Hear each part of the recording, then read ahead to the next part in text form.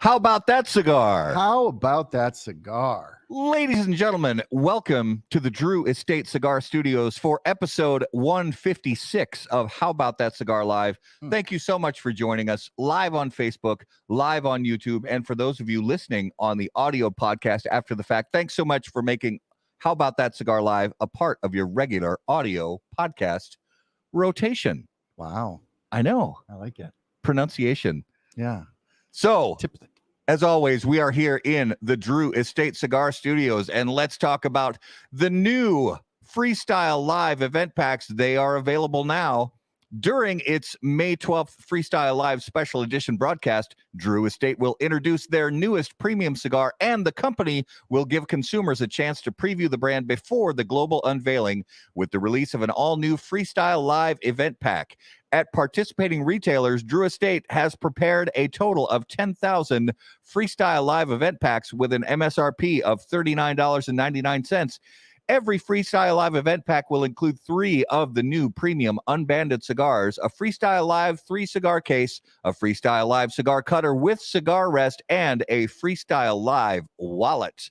Additionally, each Freestyle Live event pack will include a Freestyle Live badge with a QR code, which may be used to enter a sweepstakes for a chance to win amazing prizes. The grand prize is a 2022 Jeep Wrangler Sport valued at $33,000. The second prize is a Drew Estate Barrel Bar valued at $2,000. Or sweepstakes entrants may win one of 25 third-place prizes, a travel humidor adorned with custom artwork by Subculture Studios valued at $100 each. To learn the mystery cigar's identity and experience other surprises, Drew Estate is set to debut. Be sure to tune in and join the fun on May 12th, starting at 7 p.m. Eastern Time for the next Freestyle Live special edition broadcast, which is available only through Drew Estate's Freestyle Live YouTube channel and Drew Estate's Facebook Live page. So we are back here, and it is another beautiful Monday night. I try to say that, and I can't keep a straight face. I was just gonna say, I'm trying to put on a happy face and say, "Oh, it's a beautiful night." It's just the I wet. was gonna say it's balmy, but it's not. I can't even. Yeah, I mean, we had a little bit of a reprieve on Saturday. It was like 70. Gosh, but it was so It was basically we've had 30-mile-an-hour winds for. It's been super windy a week straight.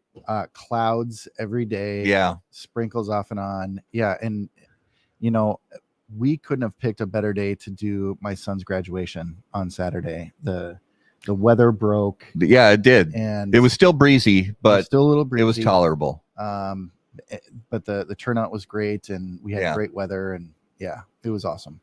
Yeah, so a little bit about some of the stuff going on in the sports world. We talk about it usually. So fortunately, the Minnesota Wild they seem to really be in a good place. They even have, so one of the things that the Wild have had a bad propensity for is losing big leads.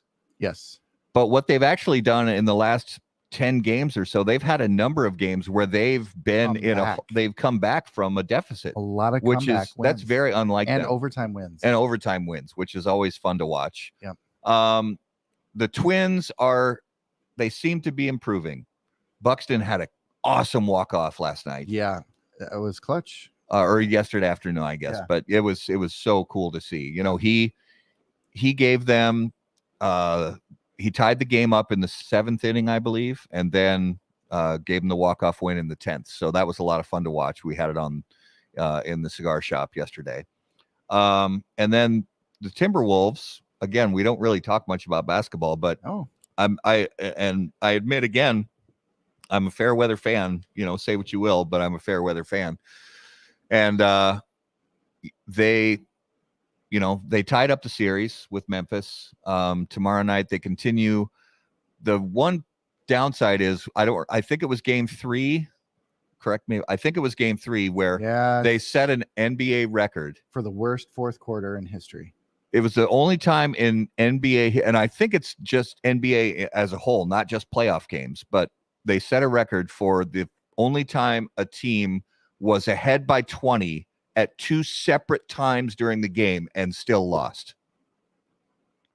I mean, that's like a Minnesota sports thing. So Yeah, in Minnesota fashion. And I was in Chicago during that game. Yeah. And the only Wolves fan in the place. Yeah. I'm talking all kinds of shit because there's a couple people there that were really rooting for Memphis. Yeah. And I'm, the whole game. Yeah. I was basically like, hey, you know what? You guys had your run. It was good. And then, boy, did they let me. Hey, that's what Minnesota teams do. Yeah. That's what they do. I should know better. I should never, ever gloat as a Minnesota sports fan. Yeah, you have to wait until this clock says zeros. Yeah. And then you can dance. Then you can dance. Yeah. Has Minnesota teams ever danced? We haven't danced. Well, the Twins have, but not in 31 years. So I don't know. Yeah. Well, let's get into our special guest. I'm so excited about this too. guest tonight. So, as always, guys, on How About That Cigar Live, special guests are brought to us by our friends at Corona Cigar Company. Corona Cigar Company and coronacigar.com, the internet's largest and easiest to use virtual cigar store. Corona Cigar Company offers you the finest handmade cigars, humidors, and cigar accessories at the absolute lowest possible price. You'll also find unique and limited cigars containing Florida sun-grown tobacco. As a proud American, president and founder of Corona Cigar Company, Jeff Borshowitz, believed it was possible to bring cigar tobacco farming back to Florida. At Corona Cigar Company and coronacigar.com, you'll find the best selection anywhere in the world of cigars containing this special Florida sun-grown tobacco. If you live in Florida or are just visiting, be sure to visit any of the great Corona Cigar locations in downtown Orlando, Sand Lake, Lake Mary, and also the Davidoff of Geneva Lounge in Tampa. For more info on all of that, please visit coronacigar.com and floridasungrown.com. All right, ladies and gentlemen, if you would please put your hands together and welcome to episode 156 of How About That Cigar Live, Mr. Fred Rewey. Hey, how you doing? Good evening. Good evening. How are you, sir? Good. Outstanding. Fantastic. Well, we are so excited to have you on the show. It's been something that we've wanted to do for a while, and since there's been some recent exciting news in your life and in the lives of cigar fans, we thought what better time to bring you on and catch up with everything that's going on with you. Before we jump in to the fun questions, let's jump into talking about what you are drinking and smoking with us this evening. Well, right now I'm drinking water. I had Beautiful. some wine earlier with dinner. We cooked some steaks, and I'm actually smoking the Fume de Amor, the Illusione Fume de Amor, which is, I go through cycles on what I'm smoking, and I tend to get on a kick where I'll go like 4 or 5 days of kind of the same cigar. Maybe I'll have another one different, but this has been my kick for the last like 3 days, I think. So I suppose I'll be on a different cigar in about 2 days. But anyway, I've been on this one lately. Sometimes I latch onto a flavor, and then I just kind of want to keep that flavor going for a little while. Yeah, right on. Well, I'm jealous because everybody else is smoking and I'm not. Okay. So. Well, let me get into mine. I am smoking the Epernay. Of course, Nice. I'm not going to get that to focus, but Illusione Epernay, and I'm enjoying that with a 2021 Diet Coke. Is that a 2021 or? It says 2020. No. It's very old vintage. Diet Coke. Does it taste Vintage. like Vintage. It is. Yeah, it's great. It's a good year. Well, I'm going to get fired up here. So awesome. All right, going to the toast cam. When lighting your cigar, it is important to be patient, pay close attention to detail, and focus on the tobacco. In the same way, Steve Saka brings those same qualities to the ultra-premium cigars of Dunbarton Tobacco and Trust. Patience, close attention, and focus on the tobacco are the qualities that Saka and Dunbarton Tobacco and Trust have become known for. From Sober Mesa to Umbagog, Dunbarton has a blend that will fit your palate, your mood, and any occasion. Visit dunbartoncigars.com to learn more.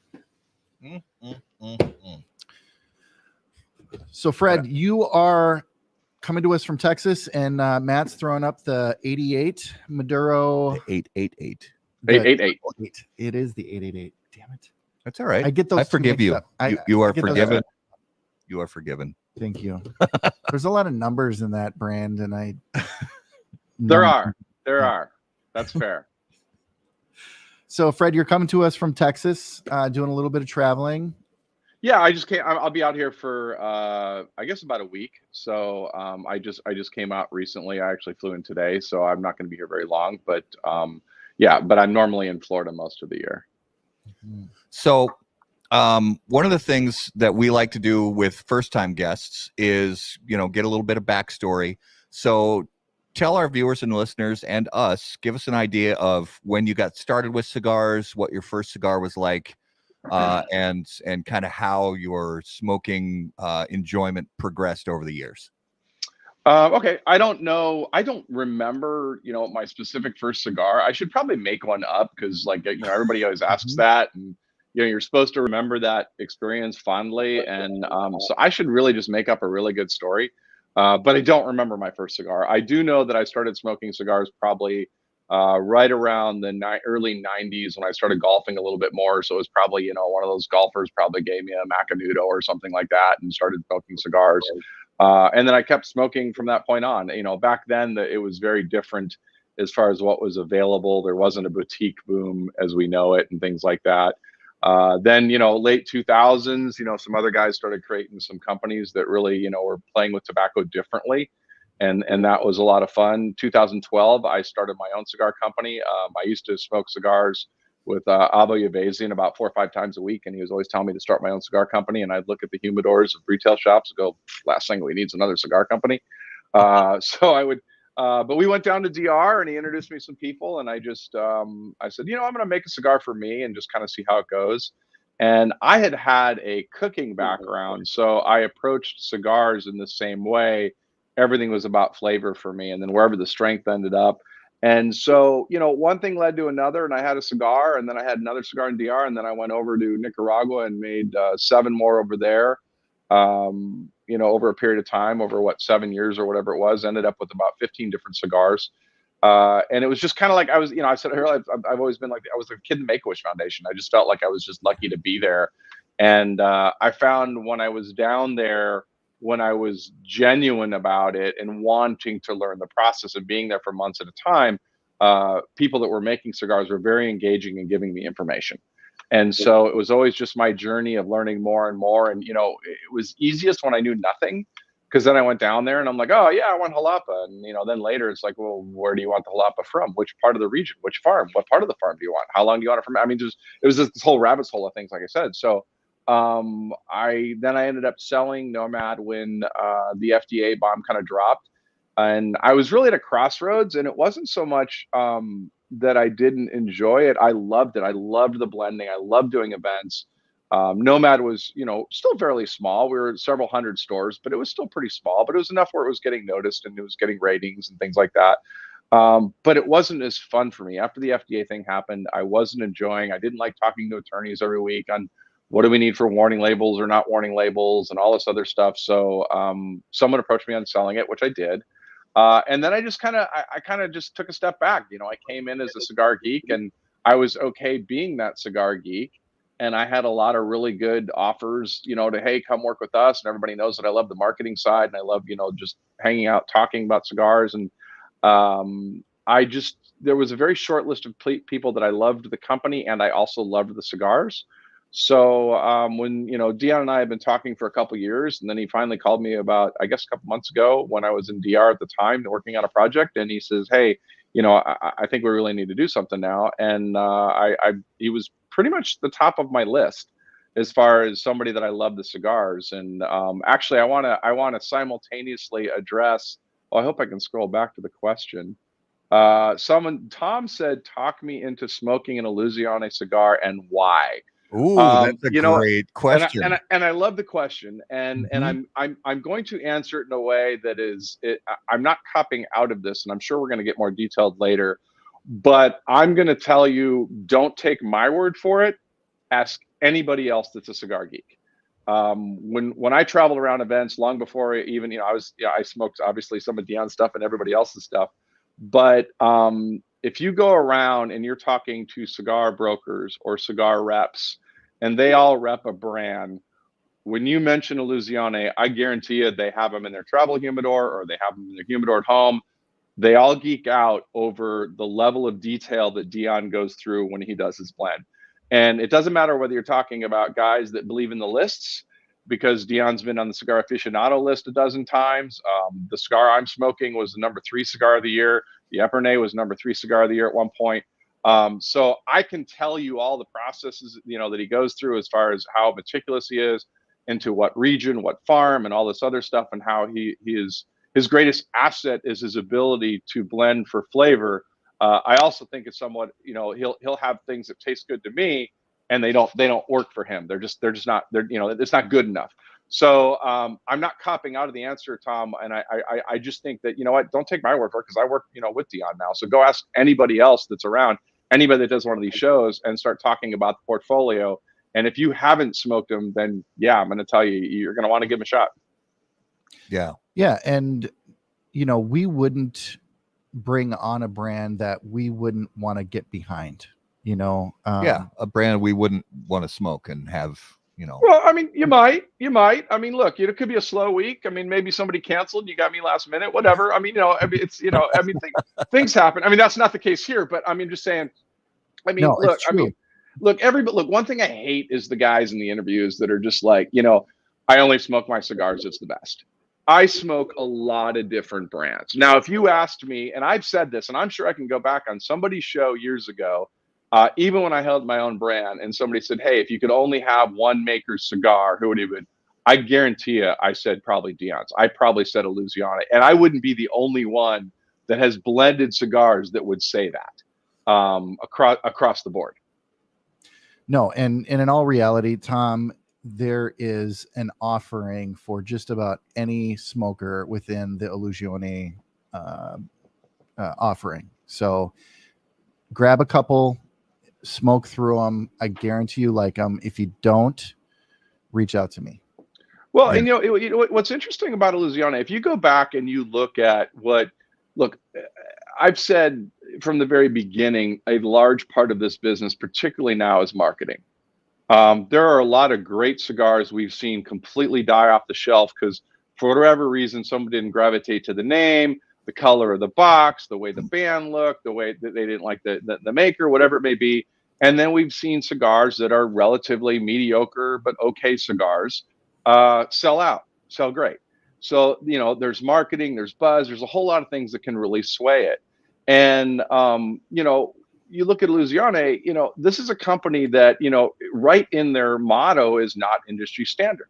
They don't do a lot of events. They don't have a lot of swag. They don't do a lot of advertising or anything like that. They don't do what most companies do to get that. So when you take a company that's been around as long as they have, and it's still one of everybody's, favorite cigars, that means it's the cigar, because that's not the guy that's traveling 300 days a year, doing events, drinking with everybody, getting them that way. So, that to me says more to the brand than anything does. The fact that, Dion's not out there all the time, nor is anybody other than obviously the reps that are out there that sell the cigars. Mm-hmm. So I want to go back a little bit because you touched briefly on, kind of your career and things like that before cigars. But I want to learn a little bit about kind of what because everybody's got a life plan until plans change, and everybody's got a career path until things change. So what was kind of your desire for a career path or a business plan before you got into cigars and started Nomad? I've done so many things. I'm one of those guys that if you're having a conversation with, at some point I have to tell you, stop saying the things I've done, because you just come off like an ass. You just come off like that. Yeah, I did that, for a couple of years there, and I did it for a couple of years there, that type thing. And nobody likes that guy.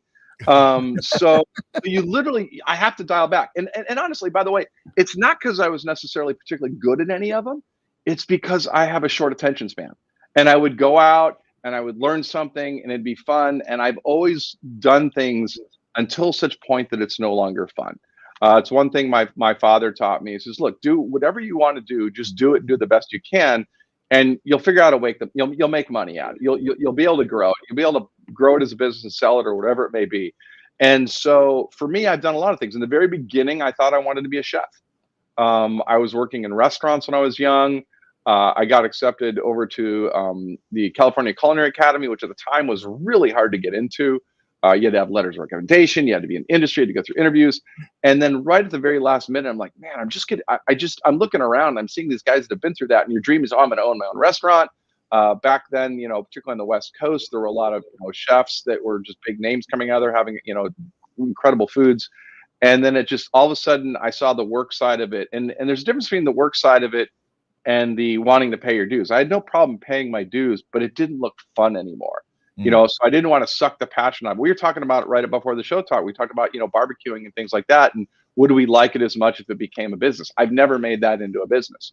So in my heart, I've always gravitated in and around marketing. I've always gravitated in around investment and, educating. I was a national part of NSA, National Speaker Association, which is, tough to get in. I've been a member for 22 years. So I've done the speeches in front of lots of people and things like that. And I enjoy that. I enjoy passing on information and I enjoy learning. The cigar thing was just part of it. I learned, my idea when I went down to the border in Nicaragua and stuff was like, look, check the ego at the door. It doesn't matter what you've done before that, because the average roller is going to know more than me for the next, 50 years, and just learn all you can. And so I've done so many different things, and I enjoy them. But, to me, I've always been in and around cigars for quite a while. And in between the time, because the time came when you sold Nomad, and then the time came recently when you took on the new role with Illusione. So between those points, what did you do to stay busy and stay active and not go crazy? What did you stay busy with? I want to interrupt here because that was the time where we started How About That Cigar? Okay. Right. I wasn't heavily involved in cigar media. I hadn't taken the deep dive. I didn't know who Fred was, to be honest, until I did a little bit of digging back then. But all I knew is there was this guy who was friends with like hundreds of other cigar people, and he was throwing out these funny memes. And I'm like, who is this Fred guy? He doesn't seem to be in the industry, but he's associated with all of these people. Yeah. And so then I got the backstory, which is really cool. And then when I heard the news that you were going to Illusione, I could have been, happier. So now take it away, Fred. Yeah, I got to tell you, I was incredibly humbled by the response when the press release went out of me and Dion working together. I was humbled from the responses of people so happy for me, that he's back. And I was happy for obviously the Dion side, because they felt that was something that he needed on his side. So it was a good partnership, if you will. For me, the last couple of years, I've had the marketing company since 2004. So that I've always been involved in that. The cigar thing was really just a side project as far as that was concerned. The nice thing about, finally coming around and back in with Reason, the last 3 years I've been on a bunch of these shows every couple months, and thank God you guys have a reason to have me on a show now. Because, there was this awkward identity crisis for the last 3 years of the just like, who am, it's like, the former owner of Nomad, like, why is he on the show? I mean, so and as far as knowing a lot of people, I don't regret a thing as far as starting the brand and then ultimately selling a brand.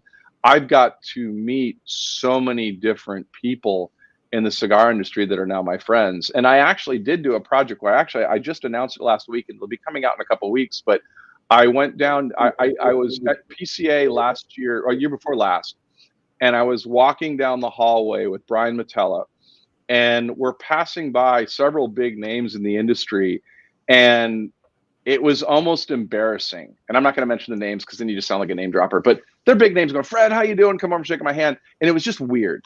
And so I was thinking, I'm like, what do I do with this access? I mean, yes, I can go make a cigar with some of these people. Some of them have asked me to come on board and help them with something or do, work with them. And so what I did is at the beginning of this year, I actually flew down to Dominican Republic, and I did 8 episodes of a show where I did sit down interviews with some of the top makers, as opposed to doing via Zoom. And what I wanted is I knew them very intimately from hanging out, having dinner and smoking cigars and, watching a movie together, whatever it may be. So I knew they'd be comfortable, and I wanted it to be 70% their life and 30% cigars. In reality, you put a bunch of cigar guys together, you know, and they're just going to talk cigars, you know, Yeah. and we did a lot. But it wasn't about me. Like, I never once out of all these filmings do I mention that I ever made a cigar, that I ever did anything cigars, that I ever blended a cigar. None of it is about me. It's about them. So, I mean, you know, you have Manolo and Raquel Casada, Lito and Anthony Gomez, Carlito and I sat down. You know, so there were several of them that we went through. Hanky and I, we did it out in a field with Klaus. And so these are going to be coming out in a couple of weeks. These are just, it was kind of like I needed something to do in the industry. And it was kind of my gift to the industry of getting to see these people up close and personal. They all got to pick their locations of where they wanted to do it and sit down and do these things. So these are going to come out in a couple of weeks. I actually just finally announced it last week because they're all done filming and they're being edited right now. So I'm looking forward to releasing those and sharing them with them. Again, it's not about me. It was about that if you were just like, hey, I'm smoking a La Flor Dominicana, and like, oh, did you see that interview that, you know, Tony and Anthony did where they're on the factory floor with Fred and answering lots of questions? And each one of them has some really cool moments in it. The one with Carlito was amazing because it was literally, we were 2 feet away sitting around coffee, smoking cigars for an hour of him just going through, and I'm asking him different questions and going down this journey. And I think it's going to change, not change, but it lets people see behind the curtain a little bit. So I thought that was a good use of my off time. It just took me a little bit longer to do it, and I would have done it sooner. But with COVID, I'm like, I got to do it in person. It has to be me sitting down face to face. It has to be, you know, the actors theater type thing. You know, it has to be where they're sharing stories.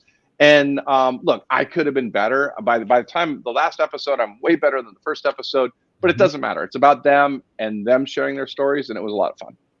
That's exciting. Did you make anybody cry? I'm not going to give anything away, but we either got close or edited out some things. Yes. Okay, right on. And it's funny that you brought up what you brought up about, you know, being on shows like ours, you know, during your quote unquote off time, because when How About That Cigar first started, and then when we started doing the show and started having guests on, we started coming up with names and making a list of people we wanted to talk to, and you were absolutely on that list. But we genuinely looked at each other and were like, what are we gonna talk about? No, it's fair. It's absolutely fair. You know, and it's funny because about a year ago I was in DR and I really was having a cigar identity crisis. I was totally cool with being just a cigar enthusiast. I was really okay with that, but I was never quite out of the industry. I'm always like, you know, and then it's that guy that's that cousin that's hanging around the party. And you're like, dude, go home. Why are you here? And I was at a big event in DR, and I was talking to Lito Gomez and Tony, and then like two like big people walked up that were like government people. So I immediately went to excuse myself because it's clearly they're way more important than me. And I said hello. And then like Lito, it was either Lito or Tony grabbed me and said, no, I want you to meet these people. And he introduced me as the cigar ambassador for not the world, but it was something like that. I don't remember if it was in Spanish, but I thought, okay, well, I could live with that, whatever that, you know, whatever that moniker is, you know, I still don't know what to do with it. I still don't know how to give value to the industry. But that, you know, and then it led to obviously some other things. Nice. So in that time, you mentioned already that, you know, you did have some companies approach you about, you know, possibly working for them or with them and that kind of thing. What was it about that time that and obviously we're not going to mention any names, but was the timing not right? Was it not the right company? Were you just not in the right place for it? And why was just recently, did everything align properly where this was the right moment and right company for you? It was all me. It wasn't that it wasn't right timing, because I could have made the move at any time. It really was, I took a little bit of time. I took a couple months to assess what did I want to do? What was going to be, you know, if I was to go, okay, you're going to be involved in the industry, what's your dream scenario? My dream scenario was building a brand, and I did, but I didn't like all the other stuff. It was me, and like I said, the attorneys and all the other stuff, and stress over how much tobacco do you need to get. And, as there's the land grab for tobacco, how do you even acquire that as a small company?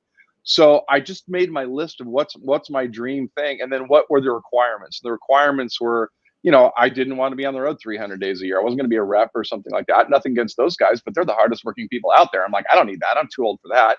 I didn't need the money. So it wasn't like I had to jump ship for the money because the marketing company paid the bills. The cigar company never paid the bills. I mean, yeah, it paid for me to do all the stuff I did, but I didn't need it to pay a mortgage or something like that. Yeah. So I really decided that, look, I'm either going to be comfortable on the sidelines, just being a cigar enthusiast, or I'm going to have a company that I can get behind, that also what my job is something that I love, that every day I'm not, oh God, I got to do this, something like that. I wanted to love it. And so, like I said, it was a very short list, and there's a lot of great people that I love, and it just wasn't exactly the right fit. With the Illusione, it was like, I love Dion. I love everything he's built. I love the vibe behind it, the whole conspiracy type thing I love, and I want to double down on that. And I love the cigars.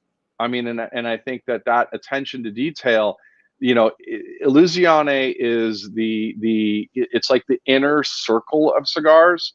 So it's not the biggest brand out there, although it's pretty damn big, but it's kind of like the cigar geeks cigar.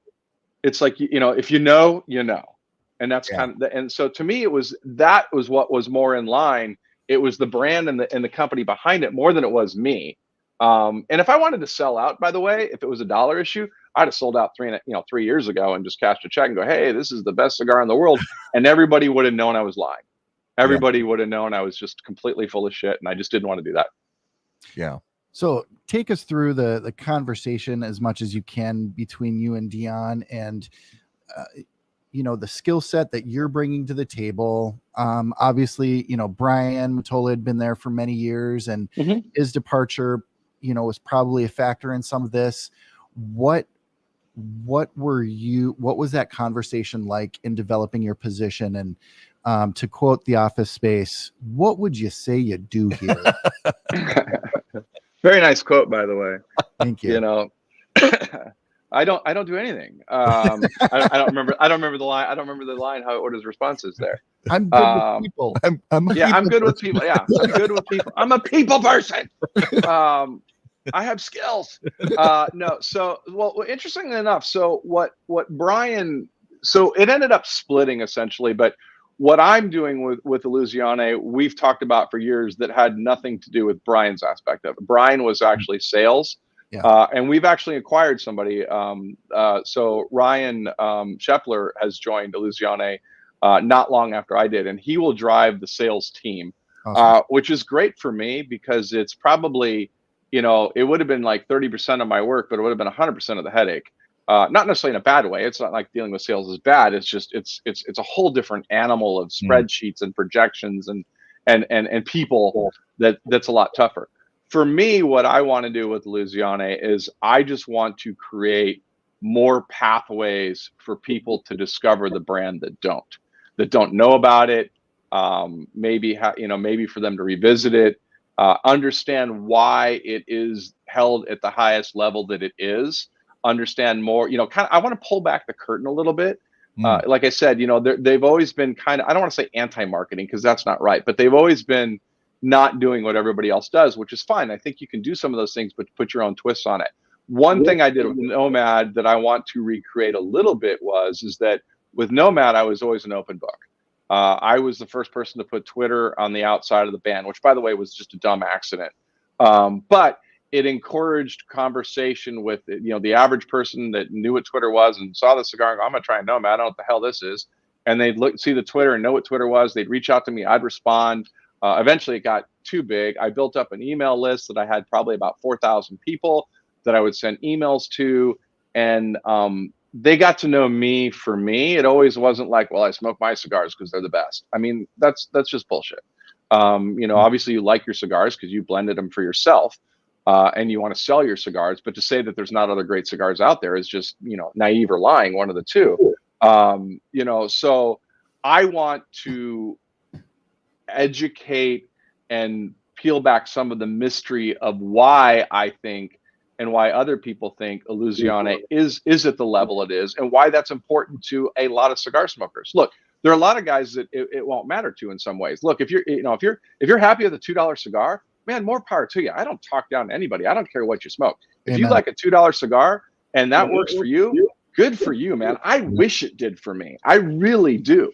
It's just not where my palate is. So, but I think that there's a lot of people that, look, you're going to spend whatever you're going to spend on a cigar, $8, $10, $12, $14, whatever it may be, whatever your price range is, or what, how many you're smoking, what experience you're looking for. I just want to make sure that people that are looking for a certain level of experience, that appreciate the work and the quality that goes in, the type of tobaccos being chosen, that they understand and have that pathway to learn more about Illusione and have fun in the process. Like I said, the conspiracy theory, we've got a lot of fun stuff we're looking at doing, and just have fun.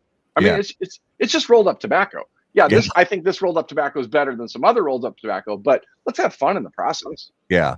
Well, and I love the fact that you mentioned earlier that Illusione really made this name for themselves, over the years as sort of the cigar nerds cigar and the cigar nerds brand. And so many of those people, us included, that would call themselves cigar nerds, who just love to dive into all the details and all the information we can get about it. That's one of the brands you'll find in our humidors usually. Mm-hmm. And the way that Illusione was able to get to that point, really without any aggressive marketing or aggressive social media campaigns or anything like that. Now bringing you in to not even say to add that missing piece, but to almost and I don't use this term disparagingly, but to almost say, okay, we're gonna experiment now and see if this marketing and social drive really does what we expect it to. And it's kind of like you said, it's exciting to have a chance to be a part of that expansion of awareness of the brand and excitement for the brand. Yeah, and I think you're going to see, I mean, it's not just the conversation. There's a lot of stuff in motion right now that brings the cigar to another level, whether we're talking blends, whether we're talking, packaging, whether we're talking just conversations and things like that. It's time.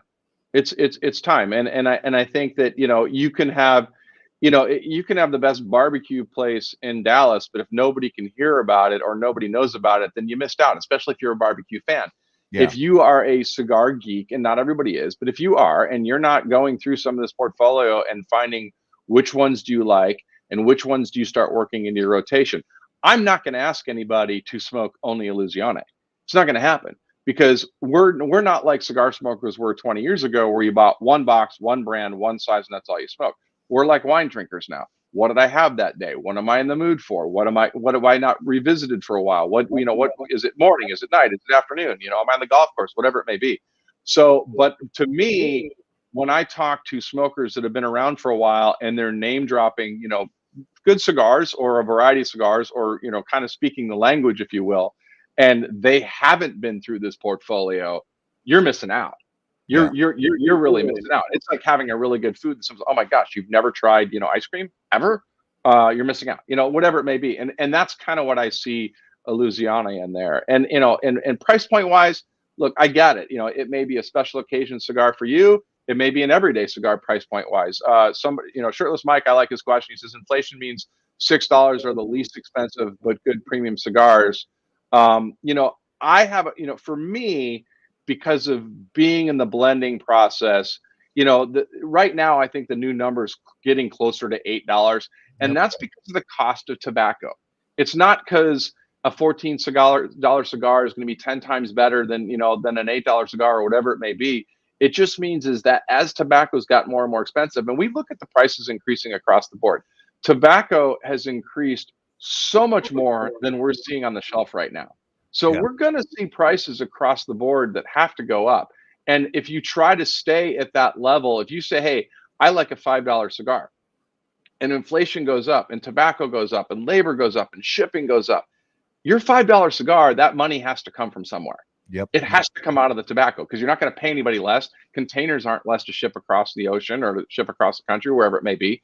So something has to sacrifice. Now, maybe that sacrifice is still in your wheelhouse and you're okay with it. Yeah. And it's slightly not as good as tobacco, but it's like good enough. That's fine. Otherwise, I would rather up my budget and buy a more expensive cigar so that I have 100% great experience and smoke one less cigar to make up for it. Yeah. So Illusione is a cigar brand, but they also Wait, what? Yeah. Really? Yeah. Okay. Sorry. Yep. Continue. No, it's right. But they also distribute for several different brands. Having that as part of the Illusione family, do you get to be a part of that aspect of the business at all? No, and I'm not really looking to. Sure. I think that's something that's a little confusing out there right now as far as what it is. I mean, bottom line is that Dion's created a bonded warehouse situation and has distribution. So they have the warehouse, they have the space, they have the staff. So basically, they're just shipping for companies that need a home to have their cigars, and they have the staff to do it. So I'm not marketing those companies. I mean, obviously, I know a lot of them, and I enjoy a lot of their cigars, but I'm not looking to market their cigars, nor is that the agreement that we would have to do anyway. So I think that actually is something that for me, I have to unravel a little bit, because I think people try to make more of that relationship than it really is. And I'm not trying to speak out of turn on here, and it's a good question for Dion, but at the end of the day, it's a separate entity that is helping other people move their cigars, but it's not like we're managing their businesses or anything like that. Yep. Yeah. So looking ahead to the big ticket item as far as retail and cigar companies go is the PCA trade show coming up. So are you guys planning on being at the PCA trade show? Oh yeah, we'll be there. And actually, we're from a convenience standpoint, we do have a lot of the brands that we help distribute near us in the hall. Okay. Just from a convenience standpoint. In my role, I look at it in two ways. The title, I didn't want a title, and we went back and forth forever. We ended up with brand strategist, but I look at it as twofold. One is it's looking at the brand that is Illusione, and like I said, the conversations and things like that we can have directly with consumers and peel back that curtain. And the other way I look at my role is that, what can I do to help a retailer? What can I do if I walk in a retail shop? How can I help them sell more Illusione? What do they need as tools? Do they need to understand more behind all the blends? So does their staff need to be trained differently? Do they need shelf talkers? Do they need, what do they need to do? And it's usually not price oriented. I think that's the fallback that everybody goes to with retailers saying, oh, we have to have this deal. I don't think, they look for deals when cigars aren't moving, but we're moving cigars. So the question is, how can we help you move more cigars? Right. And Jim, by the way, the Gigantes are coming back. Everybody right now is a bit back ordered on things now. It's been rough. COVID's been rough. I'm not gonna lie. I mean, it's been rough. So we're doing everything we can to not only catch up, but also we've boosted production considerably to try to avoid that. So from an aspect again of the PCA trade show, having you on the team now, and I imagine you guys are working on a lot of different ideas and vision for a lot of different things, but is a part of that doing something, and it doesn't even necessarily have to be new product, but just something a little bit more upscale, larger scale at the PCA trade show, or is the scale for Illusione going to be the same as it has been? Are you talking like scale, like booth size? Booth size, and it could be anything. Booth size, PCA, more deals. Staff, deals, that kind of thing. I think it's probably a better question for Dion, but I mean, in my opinion, I can speak for me, is that, look, I think that, if you're selling cigars, and luckily this is not a trap this company's gone down, if you're selling cigars based on a deal, people are buying on the deal, they're not buying on the cigar. Yeah. This is particularly true if you run a retail shop where you're doing events every single month and your buyers are buying based on the deal. They don't care what the cigar is, or go, hey, what am I going to get the best deal on? So I'm cognizant when we look at events going, look, let's give them a great experience. Let's give them a great product. Let's give them also maybe have a special event cigar or something unique they can't get normally. But don't diminish the brand. I think once you go down that road, it's a slippery slope, and it's not a road we have to go down. Yeah. And then also as far as scale, booth size and stuff. Look, it's a lot of money to do that show. Oh yeah. And I think that the size booth that we run, which is a decent size, the people can be there, they can place their orders. I don't think you have to get flashy. I don't think I need a giant booth with rotating every year and women in every corner and flashy things inside there that laser show, whatever it may be. To sell cigars, because at the end of the day, that money's got to come from somewhere. Right. And I think if you have a solid cigar and a solid product, and I know people that have at the show that have relatively small booths, much smaller than what we have, and they have a good product. And I think if you have a good product, people really don't care what your booth is. Bottom line is you could have a 10 by 10. And so I think you need whatever size accommodates the people that are coming through, via appointments and things like that. After that, nobody likes to waste money, and myself included, and I'm sure Dion as well.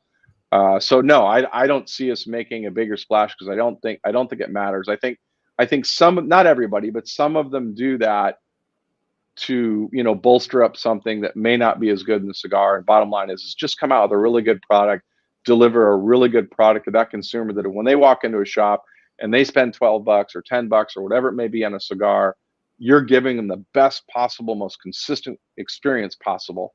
And I think that's the goal. Now, Fred, are you bringing anything specific to the show this year that Illusione hadn't done in the past? Your position? We're still talking about it, but largely, my side is more right now, at least in the beginning stages, is focusing on, things like this and direct communications to the consumers, starting to build up the email base so I can actually talk to them directly and tell them what's going on, and a little bit behind the scenes. And like I said, have some fun with it. So the show stuff we're still talking about. We actually just started the conversations regarding as far as what the show is going to be. Cool. I see a question from a viewer that I kind of like. I do too. Yeah. So Mitchell says, what wrapper does Dion blend with the best, in your opinion? That's a deep question. Yeah, look, I don't know if it's necessarily wrapper, although I'm going to say the Corojo wrapper, which is super high quality in the one I'm smoking right now. But what's interesting about Dion, and I think that this is really a testament to his blending ability. When you look at the portfolio and you go across the portfolio and you see a large amount of Corojo 98 and Corojo 99, and you see this across the board in a lot of the blends, yet the blends are so dramatically different. Yeah. You're like, that doesn't make sense to me. And that's what it comes down to, the fact that he is so region specific, farm specific, what part of the farm. And then when all the tobacco comes in, and again, we're talking Aganorsa, so we're talking the best of the best tobacco in a lot of cases. And now he's going through specific bales, and he wants just those bales for his cigar, even though they all came from the same place or the same farm or the same part. He wants just these. Yeah. That to me it's a broader stroke, and I don't mean to not answer the question, but he's playing with a lot of the same tobaccos as far as that's concerned. But like I said, this one, the Cafe Corojo wrapper, I think is phenomenal. Yeah. And I wouldn't have expected until I had first had this cigar, because I'm more of a Habano person as well. But then I've really started to graduate to the subtleties of that. And what he does blend, he's very much into the palate, into the flavor, into the smells and aromas of it. And then the strength ends up where it does. Yeah. So is it? Oh yeah. Is it time? Oh, I think it's time. It is now time for this week's Numero de los Muertos. And as always, Numero de los Muertos is brought to us by our friends at Smoke Inn.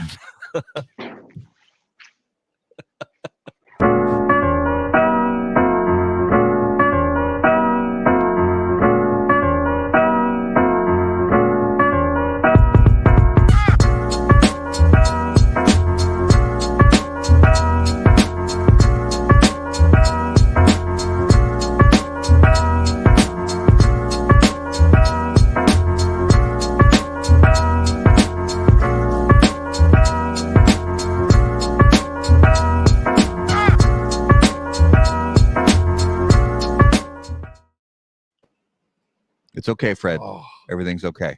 yeah. Okay. All right. All right. Numero de los Muertos. Oh, and yeah, thank you, Justin, for reminding me. From our friends at Smoke Inn, do not forget, go to smokein.com, use code HBTC15 at checkout for 15% off your purchase. Some restrictions apply. So, Nice. Numero de los Muertos, episode 156. Garrett, what do you have for us this week? All right. So, history buffs. I love that channel on YouTube, by the way. Yeah, If you don't follow History Buffs on YouTube, Yeah. they do historical accuracy breakdowns of movies. Fantastic. Ooh. Sorry, It is. but No, I it's digress. good. So yes, go ahead. History buffs are going to like this one. So, between 1892 and 1954, 3,500 people died here. Okay. I caught all of that, but just in case, could you say all of it again? Between 1892 and 1954, 3,500 people died here. Between 1892 and 1954, 3,500 people died in this place. Yes. How many people? 3,500. 3,500 people. So as always, viewers, if you have guesses, leave them in the comments. Fred and I are going to play 20 questions and try to guess. And we can ask yes or no questions to try to get more information along the way. Is this an immigration location? Yes. Ooh. It is not the Northwest Passage. It is not the Bermuda Triangle. I know it. Coliseum. I know it. I know it. Do it. No. I want to see guesses first. I'll private. Wait. I'm going to private chat you so you know I'm right. Oh, yes. If I can spell. That's a tough one. Yes, Is that it? It is Oh, wow. Nice. I want to see if a viewer can get this one. Oh, okay. Yeah. We got a He viewer. got it. He Yep. got it. That's right. Ellis Island. So I got to hear the details behind this. So when I looked this up, I was sure that Ellis Island was doing immigration before 1892. Not the case. Ellis Island opened its immigration building in 1892. I thought it was earlier than that. I did too. I thought it was right after the Civil War. Correct. So Yeah. So 1892. And here's the deal is people that didn't have proper paperwork, or there were certain boats that wouldn't tell America where they were coming from, that they just wanted to come and immigrate, they would send them away. And sometimes they didn't have a country or a place to go back to because they were, whatever. So they just stayed there, and some of them just starved and died. So their boats just stayed in ports? Right. Oh, really? Yep. Wow. I swear I thought it opened earlier than that. But I did too. 1892. That's crazy. Yeah. And then I'm just glad Josh got it early and I didn't completely screw up your entire 20 question thing here. So No, usually it takes that was a fantastic guess, Fred. And usually it takes, last week was well, so, and to tack on to this, I knew the start year. I had no idea that many people died, and I had no idea that was the range, but I knew the start year. Yeah. To tack onto this, so if you guys are not already watching and or listening to KMA Talk Radio, which is put on by Smokey and Abe and Alex and Paul, they go live every Saturday morning. And this past Saturday, we were very fortunate to be the hosts on that show. You took it over. We took it over. We had an absolute blast. And so we got to do episode 457, I believe. Yep. We interviewed Nick Melillo from Foundation, who's a good friend of ours. And since normally they do the scoop with Coop, where Coop gives cigar news. Coop couldn't be on the show this week, so they said, why don't you guys just do one of your Numero de los Muertos? And Garrett did one of his segments, and this was one of those that was tough. It took us a long time. Yeah. So every once in a while we get one like tonight where the guest just comes right away. Boom. So well done, Fred. And No, not me. Josh. Josh. Well done, Josh. Yeah. 3,500 people died wearing the same hat as Matt in Minnesota. Yeah, I'm gonna go ahead and sort of disagree with you there. I'm not gonna agree with that at all. Fred, I do have to ask, how did you become a Packer fan? I was born in Wisconsin. It's required. I was born in Milwaukee, Wisconsin. I'm sorry. Yeah. What? Yeah. I didn't leave the state for a long time because I didn't know we were allowed to. But you stay a Packer fan your whole life. And by the way, I mean, I was born in the 60s. So, I mean, I had a lot of drought years before I got to enjoy our last two, quarterbacks. It's true. Yeah. And I moved to Wisconsin from Indiana in I moved to Wisconsin in 1991. Oh, so you went for nicer weather. That's fair. Okay. Yeah. So it was, it was during the Don Makowski era, and then Brett Favre took over shortly after. So Makowski was fun for 1 year. He was. So I've been a Green Bay Packer fan since, for just over 30 years now. And basically, when I moved to Wisconsin, you have to live there 6 months before you can get your Wisconsin driver's license. And when I got my driver's license, I also got this hat. What's bullshit is you have basically 3 quarterbacks in your fandom. I have 917. Hey, it's not Cleveland. Just count your blessings. It's not Cleveland. Yeah, look, Packers, other than Minnesota, Chicago, Detroit, it's a lot of people's second favorite team. So if I talk to somebody and said, "Oh, what's your favorite team?" They're like, "Oh, we like, the Niners." I'm like, "Oh, I'm a Packer fan." "Oh, that's my second favorite team." I mean, it's just kind of like it, And by the way, the argument now that I'm in Dallas right now, the whole America's team. I'm sorry, Packers the only team owned by the public. If that's not America's team, I don't know what is. Amen. Thank you. Thank you. Thank you. That is the true story right there. Okay, let's move on before I vomit. So that was this week's Numero de los Muertos. All right, let's jump into the lightning round sponsored by J.C. Newman Cigar Company. They are America's oldest family-owned premium cigar maker, creators of the popular Brick House, Perla Del Mar, Diamond Crown, and The American. J.C. Newman Cigar Company operates out of their 112-year-old El Reloj cigar factory in historic Cigar City, Tampa, Florida. For more information on their cigars or their visitor experience, please visit jcnewman.com. So, Fred, if you could hear the thoughts of one living person for 10 minutes, who would it be and why? Wow, that's a great question. Like at a specific point in time, or it can be any point, but they have to be a living person. Well, I'd kind of like to know what was going through Will Smith's head before he slept. And, I'd like to know how that chain of event was happening. Yeah, I'm gonna go. I mean, it's the only thing that comes to mind immediately. Living person, how that all went down. I love it. That's fantastic. I love it. And honestly, over the course of the last week, I also have to say Johnny Depp. Fuck. What on earth is that? Dude, I gotta say, he is so amazing with on screen. He's great, but seeing him, I don't know, man. I feel like that would be like out of the movie Being John Malkovich. Like you may not get back out of that head. I mean, that could.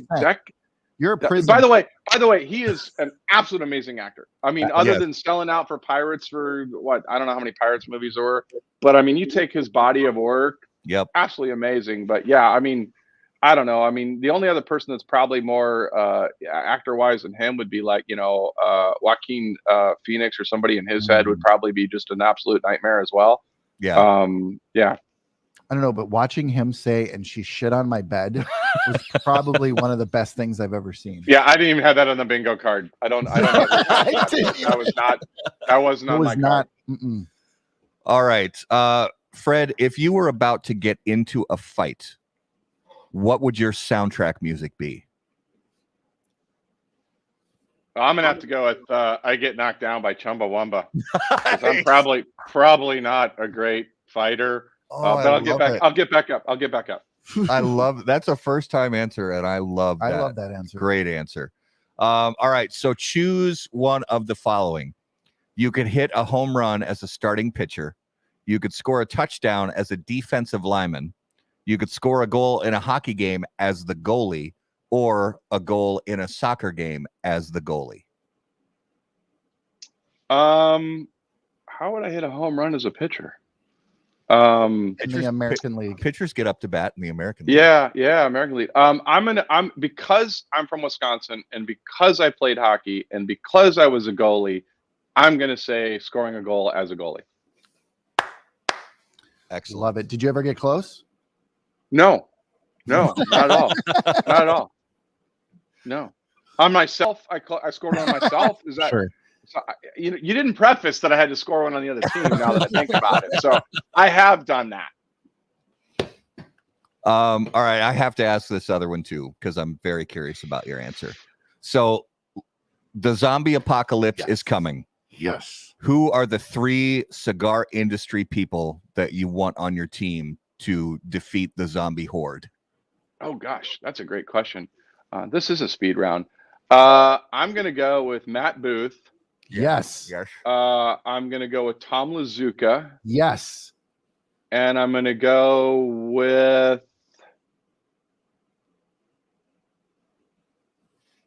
Robert Caldwell, because I think I've just created the Suicide Squad. 100%. Yeah, I think I have no idea how that's going to go down, but I just feel like if nothing else, we're going to have a really good time. It's going to be fucking entertaining. Oh my gosh. And all the connections Robert Caldwell has and all the different things Matt does too, but his military, dude, that's a great squad. Yes. Thank you.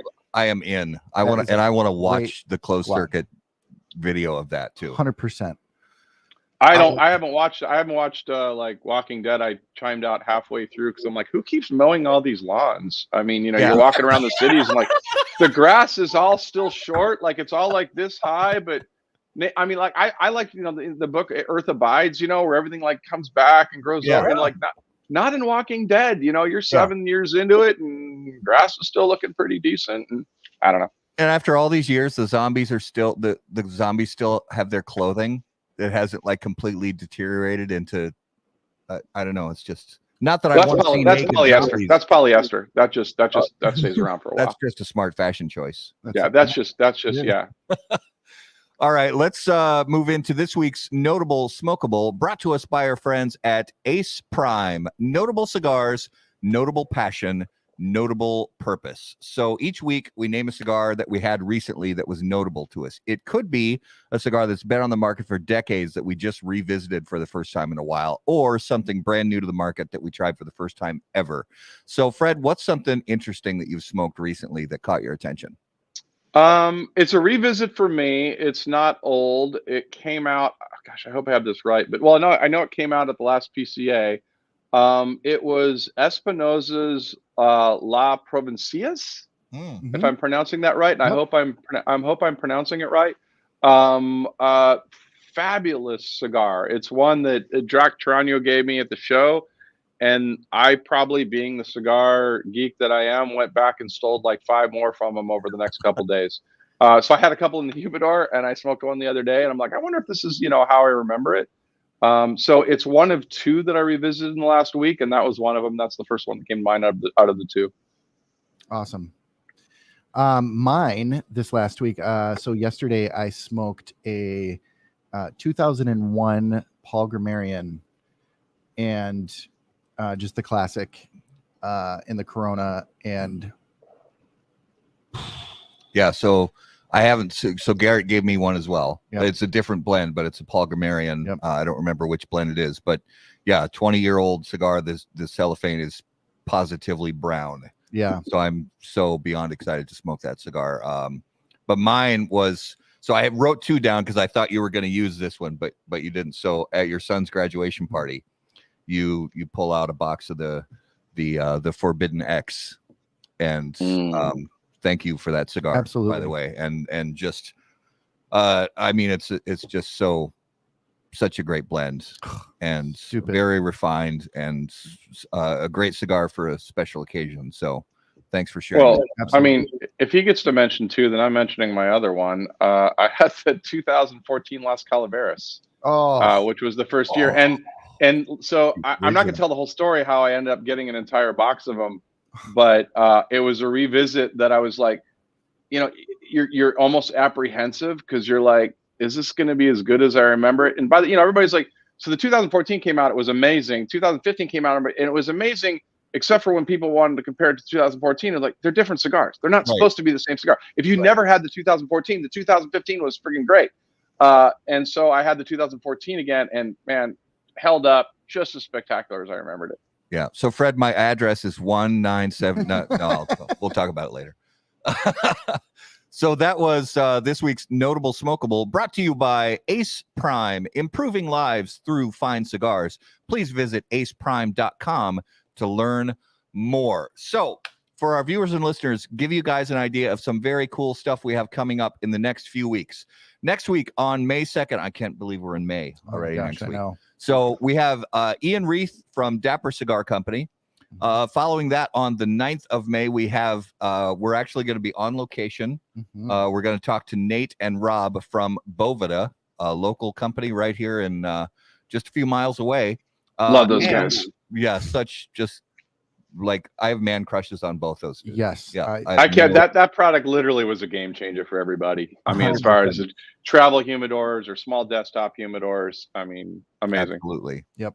And then on May 16th, we have Kevin Schweitzer from Rockefeller Cigars.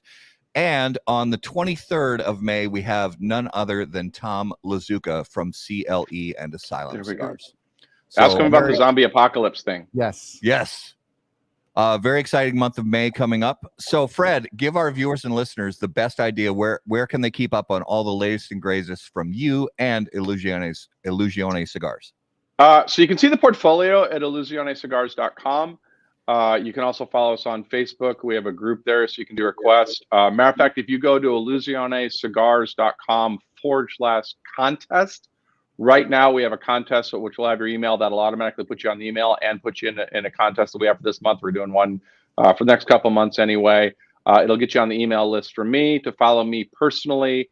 You can follow me on Facebook, but I think I've almost I have too many people or that limit. But Twitter is at Godfather. It's at GODFADR, which is leftover from Godfather from my biker days. Which, by the way, putting Godfather spelled out correctly would have been horribly pretentious, so I just misspelled it. So GODFADR. You can follow me on Twitter, and you know, if you really want to follow just really, really stupid stuff that I tend to share, either I see or make up or repurpose or whatever, that's where I am. I love it. And the just keep the random thoughts coming, because honestly, it's one of my favorite things in the morning on Facebook is just to see what slightly quirky off the cuff thought Fred had that day. Yes. Yep. Absolutely. I love it. And all the love of bacon. Yes. Is strong. And the McRib. And the McRib. I do like the McRib. It's a guilty pleasure. Don't you know, text me hate mail about how it's not. I wrote it in I wrote a book. The last book was So Long, Thanks for All the Bacon. And you can get the audiobook on Amazon or the book, but basically there's a chapter on the McRib that basically I talk about, look, it's a love-hate relationship. No one's in the middle.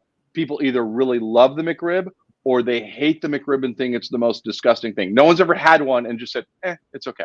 I mean, it's just, there's no middle ground. Yeah. It's just it's probably one of the most divisive things out there. Well, I wouldn't be surprised if sometime in the next year or two we see the Impossible McRib.